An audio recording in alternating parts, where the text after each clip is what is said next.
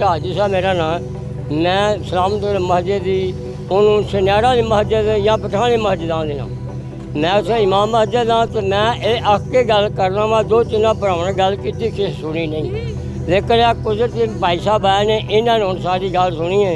असीं ये कहने मेहरबानी करके आन के वेखो, साडी मस्जिद दे बाहर का पानी अंदर जाता, मस्जिद नीवी है, साडे जिन्ने भी घर ने सारा पानी सारा अंदर जाता, गड्डियां। बेटा 2 महीने हो गए, 2-3 टाइम साल ही अब्बल हो चलिया ਤੇ ਕੀ ਆਇਆ ਕਿ ਵਾਸਾ ਵਾਲੇ ਕੋਈ ਇਹਦੇ ਤੇ ਨਹੀਂ ਐਕਸ਼ਨ ਲੈਂਦੇ? ਕੋਈ ਮਸਲਾ ਹੱਲ ਨਹੀਂ ਇੰਦਾ ਹੋਣ ਡਿਆ ਵੀਰੇ ਬੇਟਾ। ਆ ਸਾਡੇ ਅੰਦਰ ਵੜ ਜਾਂਦਾ, ਇਹਨਾਂ ਨਾਲ ਪਾਣੀ ਹੋ ਜਾਂਦਾ, ਬੱਚੇ ਸਕੂਲੇ ਵੀ ਨਹੀਂ ਜਾ ਸਕਦੇ, ਨਾ ਪੜ੍ਹਾਈ ਕਰਨ ਜਾਂਦੇ ਨਹੀਂ, ਅੰਦਰੇ ਹੀ ਵਿਚਾਰੇ ਤੜੇ ਨਾਲ, ਬਾਥਰੂਮ ਬੰਦ ਹੋਏ ਪਏ।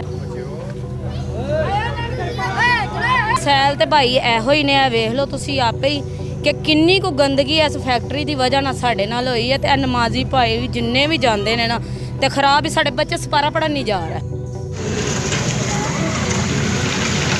ਕੀ ਹੈ गलती हमको छींटे पड़ती है, जहाँ चिक्कर भी है, बहुत पानी भी है, कोई आता नहीं है साफ करने।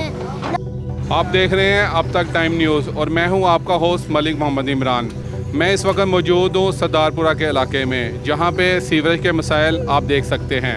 अरसा 1 माह से यहां पे सीवरेज के मसाइल हैं, ना यहां से नमाजी नमाज के लिए जा सकते हैं और ना ही बच्चे यहां से गुजर कर अपने स्कूल जा सकते हैं, जबकि फैमिलीज़ इर्द गिर्द के घर तमाम अपने घरों में मसूर होकर रह गए हैं।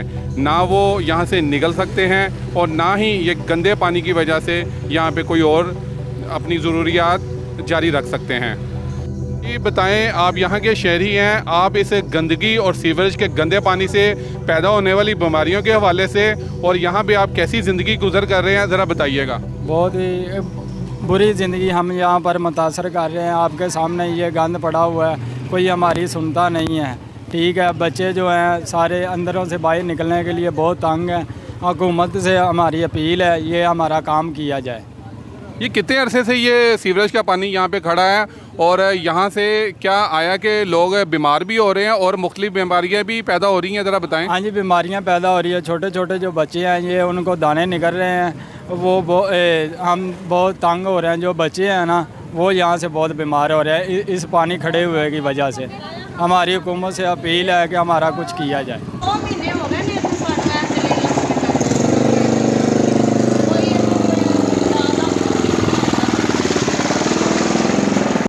दसो ये पानी किदों तो खलोता है? बेटा 2 महीने हो गए, 2-3 टाइम साल ही अब्बल हो चलिया ਤੇ ਕੀ ਆਇਆ ਕਿ ਵਾਸਾ ਵਾਲੇ ਕੋਈ ਇਹਦੇ ਤੇ ਨਹੀਂ ਐਕਸ਼ਨ ਲੈਂਦੇ? ਕੋਈ ਮਸਲਾ ਹੱਲ ਨਹੀਂ ਇੰਦਾ ਹੋਣ ਡਿਆ ਵੀਰੇ ਬੇਟਾ।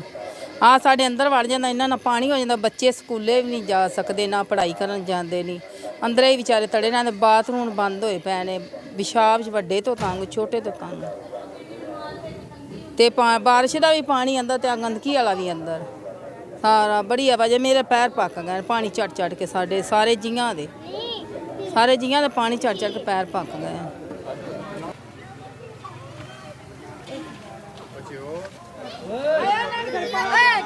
ਸੈਲ ਤੇ ਭਾਈ ਇਹੋ ਹੀ ਨੇ, ਵੇਖ ਲਓ ਤੁਸੀਂ ਆਪੇ ਹੀ ਕਿ ਕਿੰਨੀ ਕੁ ਗੰਦਗੀ ਇਸ ਫੈਕਟਰੀ ਦੀ ਵਜ੍ਹਾ ਨਾਲ ਸਾਡੇ ਨਾਲ ਹੋਈ ਹੈ। ਤੇ ਨਮਾਜ਼ੀ ਭਾਈ ਵੀ ਜਿੰਨੇ ਵੀ ਜਾਂਦੇ ਨੇ ਨਾ, ਤੇ ਖਰਾਬ ਹੀ ਸਾਡੇ ਬੱਚੇ ਸਪਾਰਾ ਪੜਨ ਨਹੀਂ ਜਾ ਰਹੇ। ਸਾਡੇ ਬੱਚੇ ਬਾਹਰ ਸੌਦਾ ਲੈਣ ਨਹੀਂ ਜਾ ਰਹੇ, ਕਿ ਸਿਰਫ ਕੀ ਬਾਹਰ ਗੰਦ। ਮੇਰੀ ਬੱਚੀ ਦੇ ਪੈਰ ਵੇਖੋ ਫੁੱਲ ਗਲੇ ਪਏ ਨੇ, ਇੰਨੀ ਭੈੜੀ ਇਸ ਫੈਕਟਰੀ ਵਾਲੇ ਨੇ ਸਾਡੇ ਨਾਲ ਬੁਰੀ ਕੀਤੀ ਹੋਈ ਹੋ ਗਏ ਨੇ। 2 ਮਹੀਨੇ ਅਸੀਂ ਸੜਕ ਦਾ ਮੂੰਹ ਨਹੀਂ ਦੇਖਿਆ, ਵੱਡੀ ਤੇ ਵੀ ਸੜਕ ਦੇ ਉੱਤੇ ਟੁਰ ਕੇ ਨਹੀਂ ਵੇਖਿਆ। ਇੰਝ ਜਿਵੇਂ ਇੱਟਾਂ ਲੱਗੀਆਂ ਨੇ ਨਾ, ਇਸ ਤਰ੍ਹਾਂ ਹੀ ਕੋਈ ਕਿਸੇ ਦਾ ਅਹਿਸਾਸ ਨਹੀਂ ਇਹਨਾਂ ਲੋਕਾਂ ਨੂੰ, ਕੋਈ ਗੱਲ ਨਹੀਂ, ਕੋਈ ਬਾਤ ਨਹੀਂ। ਜਾਈਏ ਤਾਂ ਅੱਗੋਂ ਉਹ ਤੜੀਆਂ ਲਾਉਂਦੇ ਨੇ ਸਾਨੂੰ, ਪਤਾ ਨਹੀਂ ਉਹਨਾਂ ਨੂੰ ਕਿਸ ਗੱਲ ਦਾ ਹੈਗਾ ਵੇ ਕਿ ਇਸ ਗੱਲ ਦਾ ਨਹੀਂ। ਬਸ ਮੈਂ ਤਾਂ ਇੰਨਾ ਕੁਛ ਕਹਿਣਾ ਚਾਹੁੰਦੀ ਕਿ ਸਾਡਾ ਇਹ ਮਸਲਾ ਹੱਲ ਹੋ ਜਾਏ, ਸਾਨੂੰ ਹੋਰ ਕੁਛ ਨਹੀਂ ਚਾਹੀਦਾ। ਫੈਕਟਰੀ ਹੈ, ਧੂਏ ਇੰਨੇ ਛੱਡਦੇ ਨੇ, ਕਾਲੋ ਅੰਦਰ ਹੋਈ ਹੁੰਦੀ। ਅਸੀਂ ਇੱਧਰੋਂ ਸਫਾਈ ਕਰਨੇ, ਇੱਧਰੋਂ ਕਾਲੋ ਆ ਜਾਂਦੀ ਹੈ। ਪੈਰ ਗੰਦੇ, ਹਰ ਸ਼ੈ, ਕੱਪੜੇ ਤੋਂ ਸੁੱਕਣੇ ਪਾਓ ਤੇ ਉਹ ਵੀ ਗੰਦੇ, ਨਹੀਂ ਤਾਂ ਬਿਨਾਂ ਸ਼ੱਕ ਆ ਕੇ ਬੱਚਿਆਂ ਦੇ ਪੈਰ ਵੇਖ ਲਓ। ਝੂਠ ਵਾਲੀ ਗੱਲ ਕੋਈ ਨਹੀਂ, ਅੱਲਾ ਮਾਫੀ ਦੇ। ਇੱਥੇ ਸਾਰਾ ਗੰਦ ਹੈ। ਬਾਜੀ ਦੇ ਅੰਦਰ ਵੇਖੋ ਕਿੰਨਾ ਪਾਣੀ, ਸਾਡੀਆਂ ਨੀਹਾਂ ਬਹਿ ਗਈਆਂ ਹੋਈਆਂ ਨੇ। ਕੀ ਹੈ ਇਹ ਇੱਥੋਂ ਲੰਘਣ ਲੱਗਿਆ ਹੀ ਵਿੱਚੋਂ ਜਾਈਦਾ ਪਾਣੀ ਦੇ। ਗੰਦੇ ਪਾਣੀ ਦੀ ਵਜ੍ਹਾ ਤੋਂ ਇਹ ਬਿਮਾਰੀਆਂ ਪੈਦਾ ਹੋ ਰਹੀਆਂ। गुजारिश है, सानू 1.5 महीने हो चलिया ਸਾਡਾ ਪਾਣੀ ਜਿਹੜਾ ਕਿਸੇ ਪਾਸੇ ਨਹੀਂ ਕਰਿਆ। ਫੈਕਟਰੀਆਂ ਦੇ ਆਸੇ ਪਾਸੇ ਸਾਰਾ ਪਾਣੀ ਫਿਰਦਾ। ਮਹੱਲੇ 2 ਸਾਡੀਆਂ ਆਸੇ ਪਾਸੇ ਮਹੱਲੇ 'ਚ ਕਿਸੇ ਪਾਸੇ ਜਾ ਨਹੀਂ ਸਕਦਾ। ਬੜਾ ਮਿਹਰਬਾਨੀ ਕਰਕੇ ਆਣ ਕੇ ਜਾਇਜ਼ਾ ਲਓ, ਆਣ ਕੇ ਤੇ ਸਾਡਾ ਪਾਣੀ ਕਿਸੇ ਪਾਸੇ ਕੱਢੋ, ਤਾਂ ਕਿ ਇਹ ਪਾਣੀ ਵਜ੍ਹਾ ਨਾਲ ਸਾਡਾ ਸਾਰਾ ਮਹੱਲਾ ਬੱਚਿਆਂ ਨੂੰ ਖਾਰਸ਼ ਹੋ ਰਹੀ ਹੈ, ਛਾਣ ਹੋ ਰਹੀ ਹੈ। ਜਿਹੜਾ ਸਾਡਾ ਖਾਸ ਕਰਕੇ ਲਾਂਘਾ ਪਾਸਾ ਹੈ, ਚੜ੍ਹਦਾ ਪਾਸਾ ਨਾ ਸਾਡੇ ਪਾਣੀ ਦਾ ਰਸਤੇ ਦਾ, ਉਹਦਾ ਸਾਰਾ ਅੰਦਰ ਪਾਣੀ ਵੜਦਾ।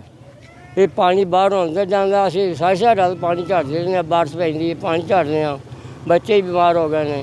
ਅਸੀਂ ਆਏ ਪਰੇਸ਼ਾਨ ਹਾਂ, ਮਸਜਿਦ ਵੀ ਨਹੀਂ ਜਾ ਹੁੰਦਾ, ਨਮਾਜ਼ ਪੜ੍ਹਦੇ ਬੱਚੇ। ਇਹਨੇ ਤੁਹਾਡੀ ਬੜੀ ਮਿਹਰਬਾਨੀ ਹੈ, ਜਿਹੜਾ ਕੋਈ ਸੁਣ ਰਿਹਾ ਹੈ ਆਣ ਕੇ ਸਾਡੀ ਜਾਇਜ਼ਾ ਲਵੋ ਅਤੇ ਸਾਡਾ ਰਸਤਾ ਜਿਹੜਾ ਇਹ ਤੁਹਾਡੀ ਮਿਹਰਬਾਨੀ ਬਣਾ ਦਿਓ। ਨਹੀਂ ਬਣਾਓਗੇ ਤਾਂ ਵੀ ਤੁਹਾਡੀ ਮਿਹਰਬਾਨੀ ਹੈ, ਬਣਾ ਦਿਓ ਤਾਂ ਵੀ ਮਿਹਰਬਾਨੀ। ਸਾਡਾ ਜ਼ੋਰ ਨਹੀਂ ਤੁਹਾਡੇ 'ਤੇ, ਇੰਨਾ ਜ਼ੋਰ ਹੈ ਕਿ ਅਸੀਂ ਤੁਹਾਨੂੰ ਦਰਖਾਸਤ ਕਰ ਸਕਦੇ ਹਾਂ ਵੀ ਸਾਡਾ ਅੜੀਆ ਰਸਤਾ ਵੇਖੋ।